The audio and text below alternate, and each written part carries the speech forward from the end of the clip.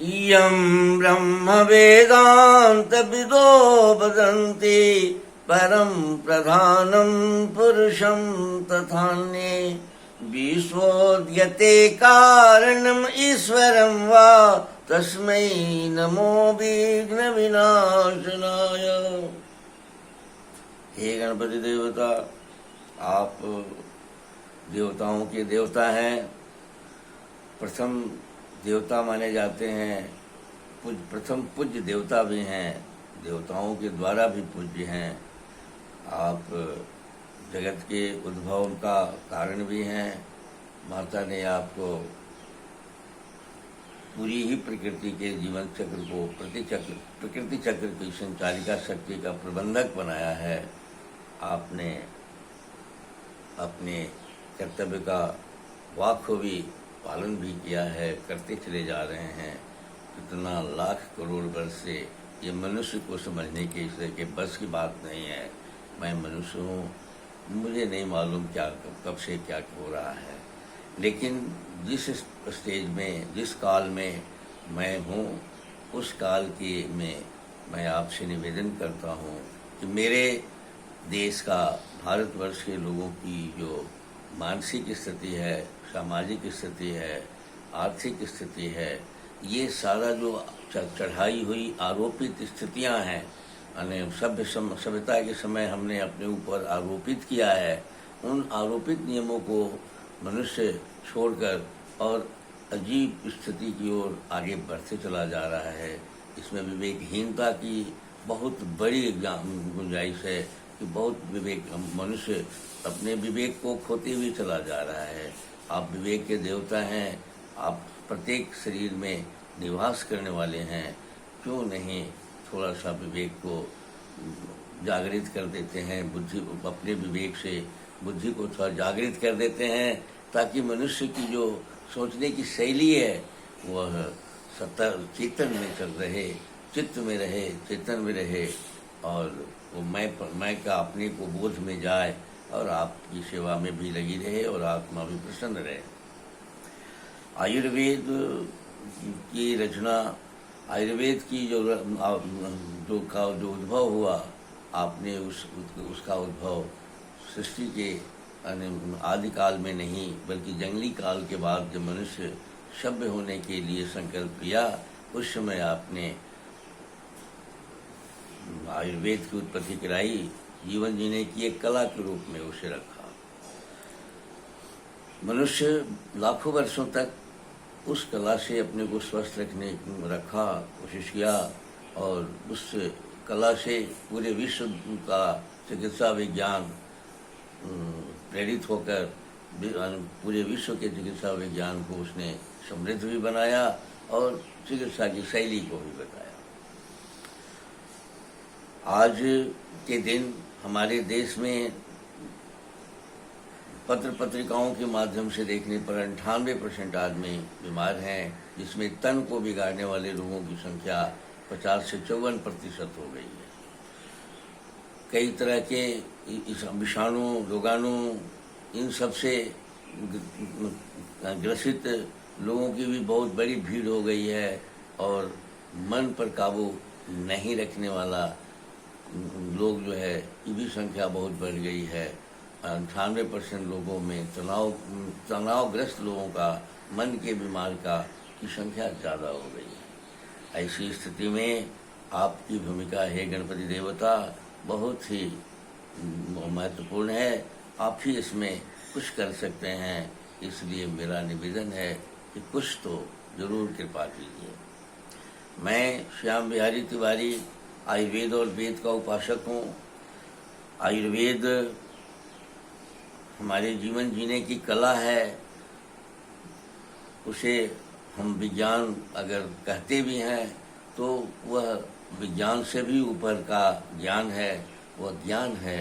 विज्ञान के कसौटी पर उसको प्रदर्शन के मामले में कसने की आवश्यकता नहीं, वह स्वयं में अपने आप में एक प्रदर्शन है, ज्ञान है, और मनुष्य पूरे प्रकृति की समझदारी का भंडार है। लाखों वर्षों के अनुभव का अभिलेख वेद है, और वेद का सार जो है आयुर्वेद है जीवन जीने के क्षेत्र में। बहुत सारे क्षेत्रों में आयुर्वेद की दिशाएँ ज्ञान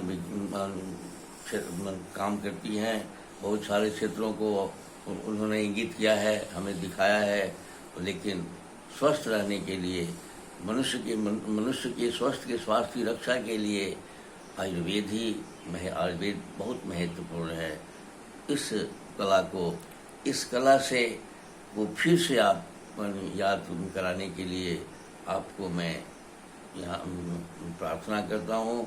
इस कार्यक्रम को मैं करने की जो प्रयास करता हूँ, मेरा उद्देश्य सिर्फ यही है कि आप अपने प्राचीन को समझें, आयुर्वेद को समझने की कोशिश करें, अपने प्रकृति के साथ मेल मिलाकर चलने की जो क्रिया है, जो आहार वही औषधि की, जो खान पान रहन सहन की व्यवस्था है, स्वाद पर जो आधारित पूरे ब्रह्मांड में जादुई जो समझदारी है आयुर्वेद की, उसको स्वीकार करें, उस पर विचार करें। और वो प्रत्येक व्यक्ति का है, कोई खास व्यक्ति हर आदमी को स्वस्थ नहीं बना सकता। आयुर्वेद का ही एक ऐसे ऋषियों का ही एक ऐसी वाणी है कि प्रत्येक आदमी को अपने आयु की, अपने प्रकृति की समझदारी रहनी चाहिए और अपनी आयु की रक्षा के लिए उसके पास कला होना चाहिए। अपनी आयु की रक्षा के प्रति प्रत्येक मनुष्य को कलाविद होना चाहिए। ये बात आयुर्वेद में कई जगह मिलती है। ऐसी स्थिति में आप अपने को थोड़ा सा जो ज्ञान अपने भी बढ़ाइए और थोड़ा सा मेरे द्वारा प्रेरित होकर उत्साहित होइए, व्यवस्था कीजिए। इस कार्यक्रम के अंतर्गत हम लोग पित्त पर बात कर लिए हैं।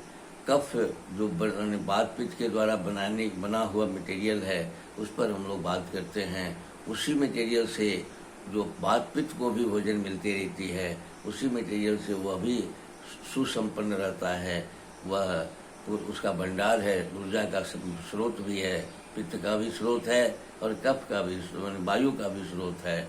उसी से अभाव पड़ने पर अपने शरीर की संरचना में उसका इस्तेमाल वो करता भी है। आज वायु के कफ के प्रकोपित होने से क्या परेशानियां होती है, इस पर हम लोग चर्चा कर रहे हैं। लेकिन कफ के प्रकोपित होने से बहुत सारी परेशानियां नहीं होती, लेकिन कफ को अगर के रोगी या कफ के कफ प्रधान लोग देवता तत्व को ज़्यादा महत्व देते हैं, इसलिए कि उनमें देवता तत्व की मात्रा कुछ ज़्यादा रहती है। आज उसमें कफ के तत्व को किसी वस्तु से, किसी जड़ी बूटी से, तो पंचकर्म या शोधन के माध्यम से उसको उनके कुपिकोप को समन किया जाता है, कुछ किया जाता है। लेकिन समन के 2-3 और उपाय बताए गए हैं, बहुत उपयोग कारगर उपाय माने गए हैं। मंत्रों का, अक्षरों का आरोह अवरोह, किसी आस्था को बहुत गहराई से उस पर चिंतन मनन और मेडिटेशन यानी ध्यान का बात करने की बात कही गई है। कफ वाले लोग अगर अपने को सिर्फ मैं स्वस्थ रहूं, मैं स्वस्थ हूं, रोग को अगर मान्यता नहीं देते हैं अगर, तो भी वो स्वस्थ हो सकते हैं। फेथ चिकित्सा यानी विश्वास चिकित्सा भी आयुर्वेद के अंतर्गत एक है, जो अगर वो मान लेते हैं कि मैं स्वस्थ हूँ और मुझे रोग कोई बिगाड़ नहीं सकता और ईश्वर तत्व से मैं जुड़ा हुआ हूँ, या अपने ही अंदर के तत्वों को अगर वो ध्यान से देखें, अपने अंतरतम को की शक्ति को पहचानने की कोशिश करें, अपने मन को अपने आदेश के अंतर्गत करने का प्रयास करें ध्यान के माध्यम से, तो भी वे बहुत सारे रोगों से मुक्त हो सकते हैं। ये मोटापा इत्यादि से वो तो मुक्त हो ही जाएंगे, क्योंकि अक्षरों में भी अग्नि अक्षर हमारे चयापचय की क्रिया को सुधारता भी है और अन्न को पचाता भी है।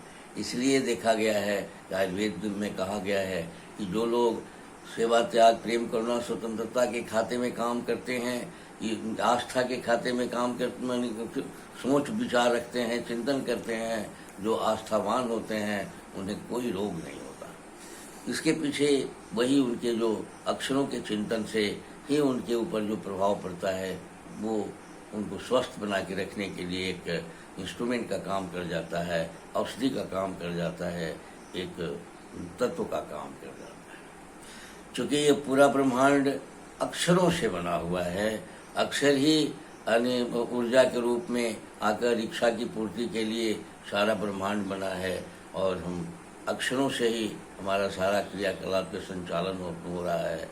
इसलिए अक्षर के प्रति अगर ध्यान दिया जाए, अक्षर के प्रति अगर उस लगाव बढ़ाई जाए, तो हम स्वस्थ भी हो सकते हैं और बहुत सारी शक्तियों को प्राप्त भी कर सकते हैं। मन को सिर्फ आदेश देने की क्षमता अगर आ जाए तो हम सारी जगत के साथ जुड़ाव भी पैदा कर सकते हैं। मन को यद्यपि कि शास्त्रों ने कहा या अनुभव भी है कि वो रोका नहीं जा सकता, मोड़ा जा सकता है। तो मोड़ने में वो सेवा में मोड़ दिया जाए, त्याग में मोड़ दिया जाए, करुणा में मोड़ दिया जाए, स्वतंत्रता और निर्भयता में मोड़ दिया जाए, तो वो बहुत सारे बीमार, कोढ़ इत्यादि भी या बहुत बड़ी बड़ी संगीन बीमारियां भी भाग जाती है। फिर चिकित्सा के सामने बहुत सारे उदाहरण है भारतवर्ष में कि एक कहीं गए तीर्थ स्थान पर, किसी ने थोड़ा भभूत दे दिया, थोड़ा सा आशीर्वाद दे दिया और रोगी चंगा हो गया। तो वैसी स्थिति में ध्यान पर थोड़ा सा ध्यान देना है। मन पर को काबू में करने की कोशिश नहीं, बल्कि मन को अपने आदेश में रहने के लिए आदत डालनी चाहिए। यही मेडिटेशन का यहाँ मतलब है। इन्हीं बातों के साथ आज का यह कार्यक्रम आपको मैं समर्पित करता हूँ। फिर अगले कड़ी में इस पर हम लोग चर्चा करेंगे। धन्यवाद।